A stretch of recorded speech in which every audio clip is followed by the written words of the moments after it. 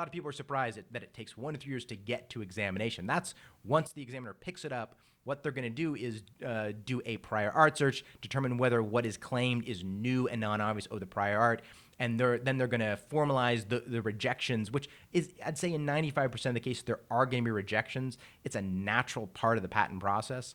So the examiner is going to formalize those rejections into what is called an office action and send that to you. And then you have a period of time where you're going to draft a response to that office action. So you can argue against rejections, you can amend the claims, you can do a little bit of both. And this starts sort of the back and forth with the examiner. A great way to think about the examination process, it's just like any sort of haggling. Like if you go out, you go to a market or something, you go to a flea market and you're haggling over prices. It's the same thing, right? So this is a natural negotiation. And just like haggling, the benefit is that you're going to get the best patent protection possible. So it's important to understand patents are not just a binary thing where you have a patent or you don't. You can really have broad patents that cover a lot of different variations, or you can have patents that are so narrow and so specific that they're effectively worthless, that people could easily design around them, right?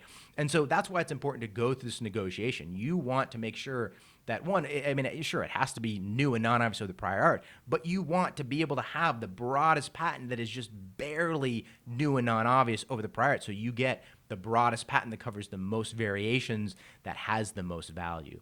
So this negotiation, sometimes it can take months, sometimes it can take years. So you file your response, then the examiner does a new prior art search. They may update the rejections, add new prior art, and this could go back and forth 2, 3, 4, 5, 6 times, and it can be a long time in this examination process. But hopefully at some point you convince the examiner that what you have is new and non-obvious over the prior art.